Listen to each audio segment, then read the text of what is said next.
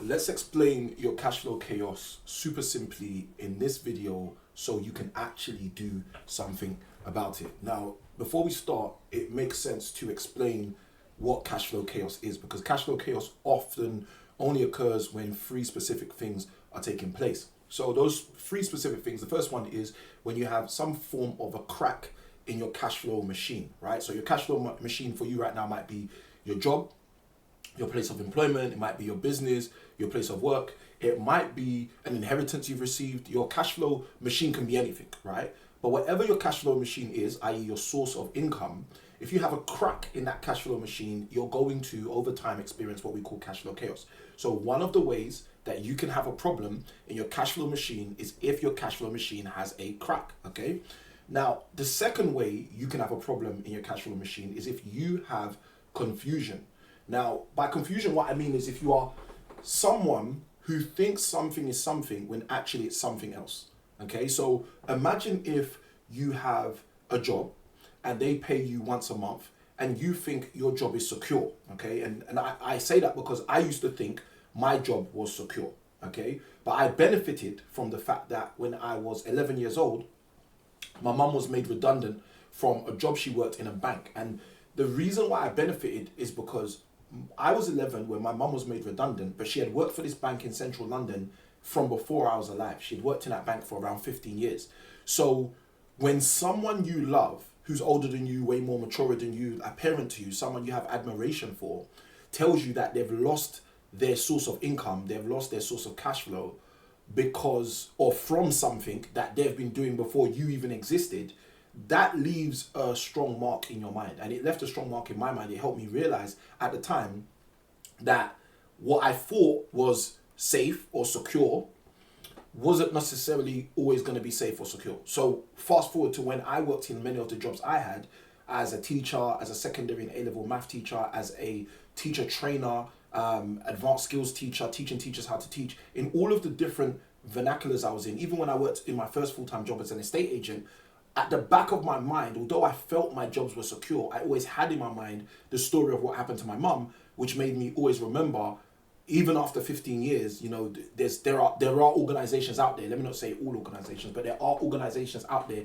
who wouldn't deem you as so secure, so safe that they're not going to pull the rug from under your feet. Okay, so far there's two ways we've explained that you can have chaos in your cash flow. The first one is if you have a crack in the mechanism, in the actual framework or the formation of your cash flow machine, your income generating machine. And the second way is if you have confusion about cash flow. So a confusion about cash flow in terms of the example I just started to allude to is if you believe your job is secure and one day they tell you you can't have your job anymore, hashtag you're made redundant, then because of that confusion that you actually had, what later ends up occurring is you end up having chaos in your cash flow because you didn't realize that what you perceived was secure was not actually secure. Okay, so confusion a lot of the time, and again, if you want to go deeper on the kind of ideological idea that I'm speaking about in this video, then go watch the video I recorded yesterday, because in the video that I shared yesterday, that's exactly what I was talking about. I was talking about this conceptual idea which we find in the Bible in Isaiah 55, which says, woe unto those who call evil good and good evil. And it's just basically the ideology of calling things the wrong thing and basically finding out what happens as a result of that. So that's confusion. And I actually call that cash flow confusion, and I break that down in some of my trainings in much more depth. But basically, you can have a crack in your cash flow machine, which is the cause or the root cause to cash flow chaos. You can have confusion in your cash flow machine, which is a secondary route towards cash flow chaos. And the third and foremost one is you can have a lack of clarity in your cash flow machine. Okay, now a lack of clarity isn't as deep as confusion. It's not as deep as calling good bad, or calling secure unsecure, or calling unsecure secure, right? It's not. Confusion is when you've got things muddled up, right? Lack of clarity is when you just can't see what things are. Okay, so although they're similar, they're not the same. And a lack of clarity is a big reason why I believe most people actually experience what I call cash flow chaos. I believe, I would go as far as to say that I believe the overwhelming majority of people who desire to create consistent or colossal cash flow, who desire to acquire more cash flow in their life, most of those people, I believe, are actually experiencing cash flow chaos because of this one particular rationale which causes cash flow chaos, which is literally having a lack of clarity as it pertains to cash flow. Now, there's a few things you can do before I'm literally veering off topic here, but there's a few things you can do in order to eliminate a lack of cash flow clarity. And one of those things you can do is literally just ask yourself what you want to achieve in terms of wealth. Okay, if by asking yourself that simple single question, what you do is you remove a lot of the mirage which most people are living with, because most people are telling themselves they want to get ahead. Okay, most people are telling themselves they want to make more money. Most people are telling themselves these ambiguous statements which actually boil down to no practical practice, and without practical practice you can't achieve anything practically. So hopefully this makes sense. So they're the three causes of cash flow chaos. One, a crack in your cash flow mechanism. Two, confusion around cash flow and what it really is and some of the elements of it. And three, a lack of clarity as it pertains to your cash flow machine. Okay, so now that we're clear on what cash flow chaos can be caused by, it will be important if we understand how we can actually really create cash flow. Because if we're going to explain the cash flow chaos that you're experiencing in a very succinct fashion, it will be helpful to remove some of the clarity, eradicate some of the chaos, and ensure we can iron over or repair some of the cracks. Okay, so we're going to do that right now. And the first way to do that, the first way for us to start to do that, is to define the forms in which wealth can show up. Okay, defining the forms in which cash flow, or i.e. wealth, can show up. And we'll start with wealth because wealth is the overarching pillar, and then we'll dive into wealth, and then we'll focus more on cash flow if you're dealing with the cash flow chaos, like the purpose of this video is. So let's start with wealth. Now, wealth shows up in three specific ways. Okay, it's only three specific ways, and this helps everything become simple. Once you understand there are specific ways that wealth shows up. The first way wealth shows up is in a form, and this is the way that most people are trying to create or build wealth, but don't understand that it's the least way that most people have wealth. Okay, so hopefully that makes sense, right? So the first way that wealth can show up, true wealth, is through what we call recurring revenue. Okay, recurring revenue. I'm going to symbolize recurring revenue in this particular demonstration using this particular note, right? So recurring revenue. Imagine getting one of these every single day for the rest of your life. That's recurring revenue, and as a result, that's a way wealth can show up. Now, obviously, there's different kinds. Like, people use the terms millionaire, right, a lot of the time. And on the internet, if you use that word millionaire, you usually get a lot of views, right? And it's usually because the word millionaire, although it's a kind of status, it's used as an indicator of wealth. Okay, even though it's a title, it's a hierarchical title, right? But a lot of the time when you use the word millionaire on the internet, like the algorithms on the internet basically interpret that word millionaire as everybody's interested in this and basically shares it with a lot of people. So let's talk about the millionaire thing a little bit as we talk about the different ways wealth can show up, specifically starting with this first way wealth can show up. So sometimes you hear people say they are millionaires, or they're a millionaire, or they've become a millionaire, or they were a millionaire, right? You hear statements like that. And what most people don't realize is if you don't understand the different ways wealth can show up, then you won't understand how someone can or cannot be a millionaire. So if you are talking about wealth in the form of recurring revenue, okay, money that keeps on coming, all right, which I call cash flow, all right, and I define cash flow as cash flow is the residual recurring revenue that you and I have at our disposal. It's the money that keeps on coming. It's not determined by etc., right? My definition goes really deep when you come on our 5-day cash flow creation week. So again, check the description below if you're interested in that, or leave a comment and let us know if you're interested in that, and then we can reach out to you and, you know, send you the link, the invite, all of that stuff for you to get registered. Now, I do a deeper definition in our 5-day cash flow creation week, but the simple definition of cash flow for me is cash flow is the repeated recurring revenue that you and I have at our disposal. So if we're talking about wealth and how wealth shows up, this first way wealth shows up in terms of recurring revenue is the cash flow element. Okay, now there are what you call cash flow millionaires. So what is a cash flow millionaire? I define a cash flow millionaire as someone who's generating £1 million in a 12-month period in the form of cash flow. Okay, so I have clients who I've coached on how to do that, and simply all that means is in every single calendar month they need to be able to generate £83,333.33 minimum. Okay, now if you do that again and again and again 12 times, my friend, you are what I call a cash flow millionaire, because in a 12-month period, you've generated $1 million from the form of cash flow, all right? Recurring revenue, okay? But that's only one metric of wealth. And just so it's said, I don't think I should say it now, but I'm gonna say it now, just so it's said, most people who are millionaires are not cash flow millionaires.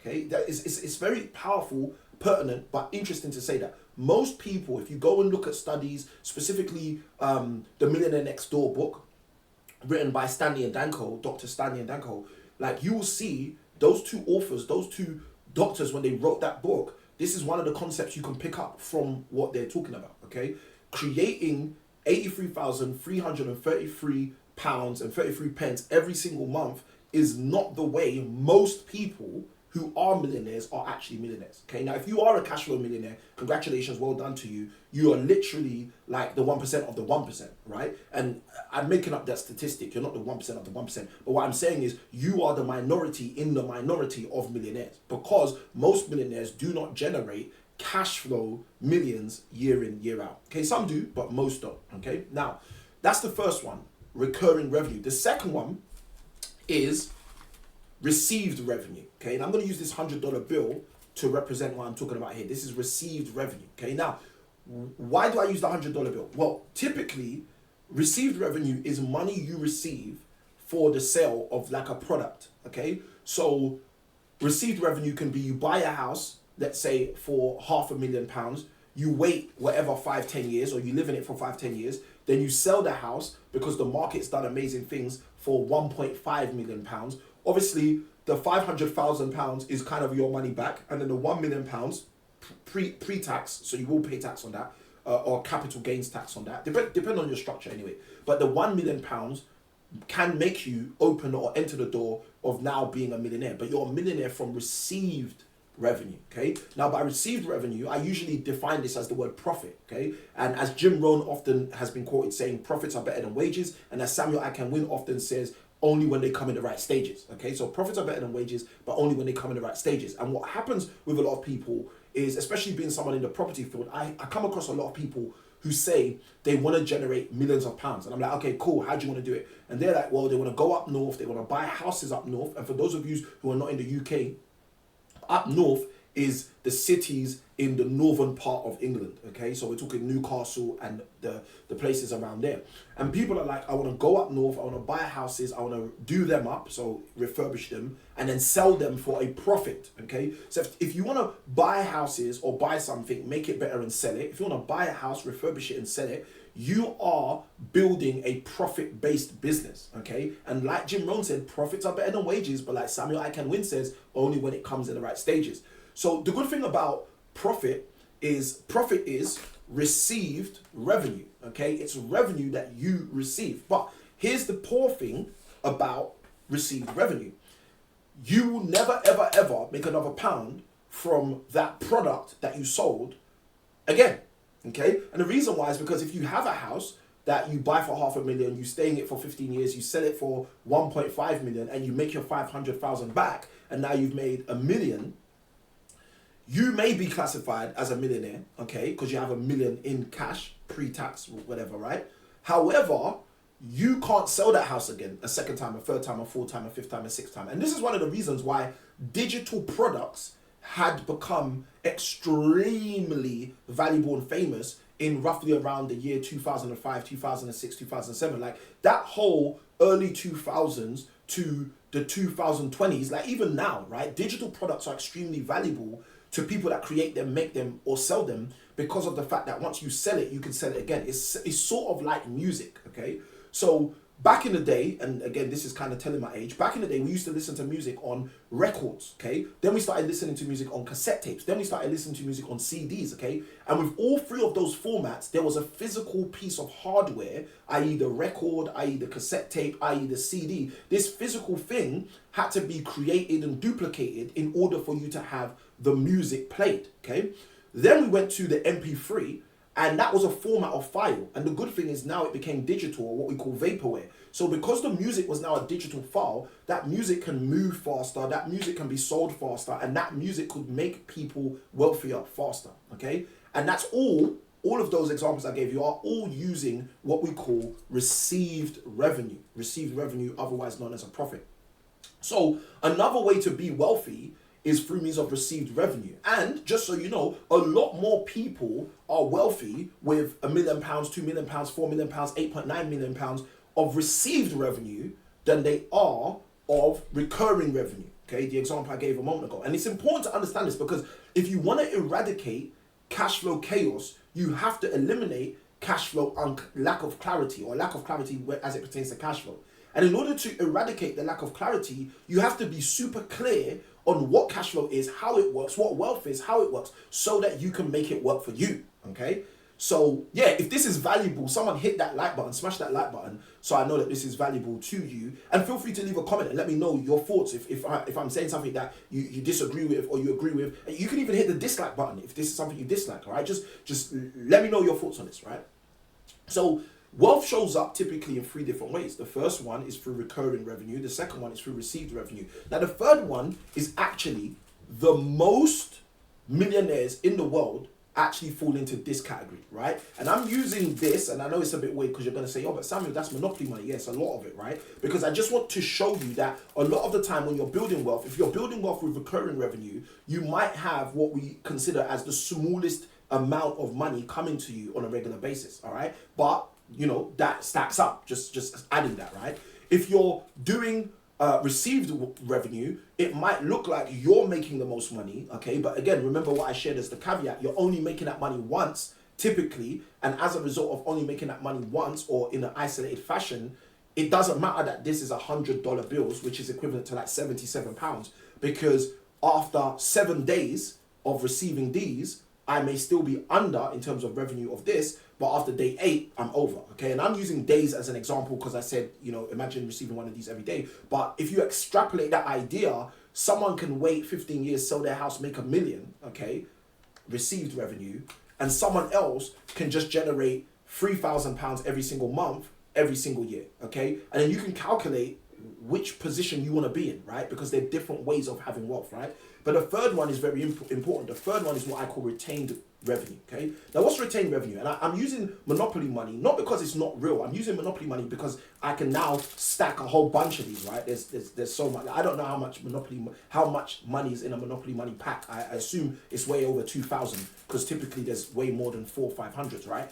But the reason I'm using monopoly money is because these denominations. You don't have a $200 bill in the UK, and you don't have a bill that's bigger than 100 you don't have a $200 bill in the USA, excuse me, and you don't have a bill greater than 100 in the UK, right? In UK denominations of money, we go up to 50, right? So this is why I'm using these specific denominations so you can see exactly what I'm talking about, right? So let's get to the monopoly money. The monopoly money is the first bill you can see is a 500, right? And this is a whole stack, right? Now, I'm using this because retained revenue is sort of like the monopoly money, right? It's money that you can play with, but you can't pay with, okay? So I'll give you a quick example. Let's use the example we used in the middle, right? A person buys a house for £500,000. They hold on to that house for 15 years, but let's say they don't sell the house, okay? Now, if you go and check the value of the house, an estate agent, who's not the people that are supposed to actually value property, so let's use the right person, a RICS surveyor, RICS standing for Royal Institute of Chartered Surveyors, a proper surveyor will value the house and say, this house is worth £1.5 million, okay? So what happens now is the person who bought that house, as long as they haven't taken out any additional borrowing, as long as they don't owe any additional money on their house, let's say they still even owe the 500,000, they now have £1 million retained in that property. And this is why I use the monopoly money, because yes, like it's kind of like monopoly money. Like you can play with that money. You can leverage your house to buy another house. You can refinance your house, take out a loan on your house and buy another house. You can do so much with retained revenue to play, but close to nothing with retained revenue to pay. And what do you mean by that, Samuel? Well, what I mean is with this, you can go to a local supermarket and buy something. With this, you can go to a high street and buy something. But with this, it's stuck inside of your house. Now, when I'm coaching my property clients on this, I explain that this is a form of what we call equity, okay? And the definition I give for equity in the world of property is equity is money stuck in bricks, okay? And by virtue of the fact it's stuck in bricks, it means you can't pay with it, even though you can play with it. Now, the reason this is interesting is because most people don't know how to play with equity, which basically means although you can play with it, but you can't pay with it, most people who can play with it don't even know how to play with it. And as a result, it's pointless for them. It's literally pointless for them until they discover how to play with it. Now, the reason this is super interesting is because I assume, this is my assumption right now, I assume that the overwhelming majority of millionaires in the world, in the whole world, are actually retained revenue millionaires. That's my assumption. My assumption is if you go from the first wealth representation I shared with you, recurring revenue, to the second one, received revenue, to the third one, retained revenue, I believe if you go and do an audit of all the wealthiest people in the planet, specifically millionaires, we're talking about millionaire status anyway, specifically millionaires, you will find that the overwhelming majority of those millionaires are actually people who are millionaires based on retained revenue, okay? So what does that teach us? That teaches us a few things. The first thing it actually teaches us is that the likelihood of becoming a millionaire is higher if you work on becoming a retained revenue millionaire. That's actually, like, statistically, I believe that to be the case, right? But what most people don't realize is there's a principle in the Bible that I use to help me understand this stuff, and I use to help me find this stuff, right? It's Jesus talking to his disciples, and he's teaching, and he says something very powerful. He says, wide is the road that leads to destruction, and many there be upon that road, okay? And then he says, but narrow is the road that leads to godliness and life, and few there be upon that road. Now, this is not my spiritual interpretation. This is just a biblical application, okay? Now, if you take that biblical principle and apply it to business or apply it to wealth creation like we're doing here, what you will discover is that the path that most are on, if we talk about in terms of wealth creation, i.e. retained revenue, is actually, in my opinion, the worst path to be on, okay? And the reason it's the worst path to be on is because, I'll just give this super practical example. Like growing up, being born and raised in London, growing up in London, I met so many what I'll call aunties and uncles, right? Elders in our community who bought houses for 30,000, 40,000, 50,000, have lived in those houses. Those houses have gone to now be worth 700,000, 500,000, 1.2 million, all of these amazing wealth figures in the world of retained revenue. But many of these elders, aunties and uncles do not know how to pay or play with that revenue. So as a result, some of these people have over £500,000 in retained revenue and struggle to have dinner that night because they have no form of recurring revenue, okay? Or they have no form of received revenue.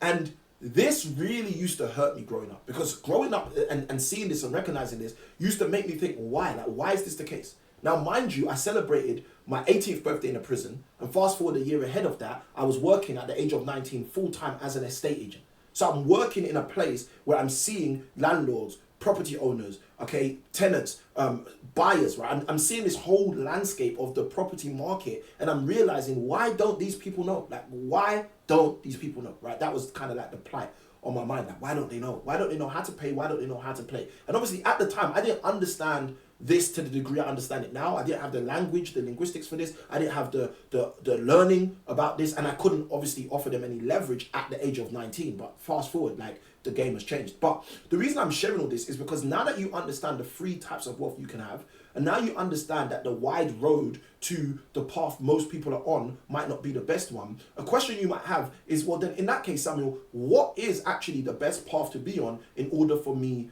to get out of cash flow chaos and get into cash flow creation? And I'm going to be very transparent with you. I kind of seeded this earlier on because I said this is what I've taught most of my clients to do. But I believe the best path to generating wealth is through consistent and then colossal generation of cash flow, okay? Which basically means, in terms of the three wealth examples we've given, focusing on recurring revenue. Now, the reason why I encourage people to focus on recurring revenue is super simple, right? But it's because recurring revenue is the fastest way that a person can generate wealth. It's literally the fastest way a person can generate wealth. Now, you might ask the question, oh, but Samuel, how can it be the fastest way a person can generate wealth? Because if I just sell my house, which is worth $1 million, okay, I get $1 million at the time the house sells. That's correct. But if you set up a system that's going to pay you over a year $1 million, the first time you get the first pound, the first time you get the first £10, you have proof of concept evidence of the wealth creation mechanism, the cash flow creation machine working for you. So although you haven't liquidated £1 million, £2 million, £4 million, £8.9 billion, you've liquidated the first pound of the promise, and you know that this thing is going to provide as promised. Okay, so that's the reason why. So I'm concerned this video is getting too long. If you would like me to do an extended deep dive into any of the free forms of wealth, I can do that. I can do 3 separate videos on that, or I can do another video just going in deeper. If you'd like me to do a video on any of the 3 causes of cash flow chaos, clarity, crack, or confusion, let me know in the comments below. If you'd like me to do a video on something else, which is an adjacent topic or connected to this, in order to bring some clarity, let me know in the comments below. Now, in quick succession, let's get to the point. We've discussed a whole bunch of stuff in this video already. We've discussed that there's 3 main causes of cash flow chaos, right? After discussing those 3 main causes, we've said that, well, if you want to actually eliminate cash flow chaos, you have to create wealth. And then we've discussed the 3 forms of wealth creation. One of them is through recurring revenue, one of them is through received revenue, and one of them is through retained revenue. Now, I've also done something, which I didn't plan to do, but I've also kind of indicated / alluded to you what I believe is the best out of those 3 to focus on in order to rapidly start creating cash flow and hopefully consistently create cash flow, so you can then colossally create cash flow and ultimately have wealth, not just for you and yourself, but also for those who are coming after you in terms of your next generation and your legacy, etc. Right? Now, with all that being said, this explains very simply why you're experiencing cash flow chaos. Because there's 3 reasons, but there's 2 I can explain from this video, from the groundwork I've set. The first reason is because either you lack clarity, have a crack, or are dealing with some form of chaos. All right, or dealing with some form of confusion. So the first reason to explain why you're dealing with cash flow chaos is because you are literally having one of those 3 core causes affecting your cash flow. Right now, the second thing that may cause you to experience some form of cash flow chaos is the lack of clarity specifically. So we're deep diving in this particular angle, but the lack of clarity around what wealth creation really is, what it looks like, and how it can be created. Now, if you've watched this far in this video, I've got a very big assumption. My big assumption is that if you've comprehended what I've shared thus far, you can already see how to fix your financial problem. Okay, because I've literally outlined the whole map, the whole gamut of the framework and foundation and formulation of how cash flow actually works, how wealth is actually created. So now what you can do is go and fix that problem. And if you want assistance or help to fix that problem, feel free to let me know in the comments below. Samuel, I want help with this, and I'll invite you to our 5-day cash flow creation week, where I teach throughout 5 days how to fix cash flow chaos in the simplest and most swiftest way, by literally on day 1 teaching people how to understand what we call cash flow creation science, on day 2 how to literally use cash flow creation strategies, on day 3 I teach cash flow creation skills, which are literally fundamental to creating cash flow. Day 4 we cover cash flow creation systems, so you have your own system you can walk away with and literally cause it to make the finances start to pay. And then last but not least, on day 5 we cover cash flow creation success. So if that's of interest to you, reach out to me in the comments, or hit the links in the description so you can move further faster in your future. With that being said, if you got value from this video, feel free to like, comment, subscribe, do all of those things, become a part of a tribe, and I look forward to seeing you on the next one. And remember that it's small keys like these that open up big doors. Good day, God bless. Let's go.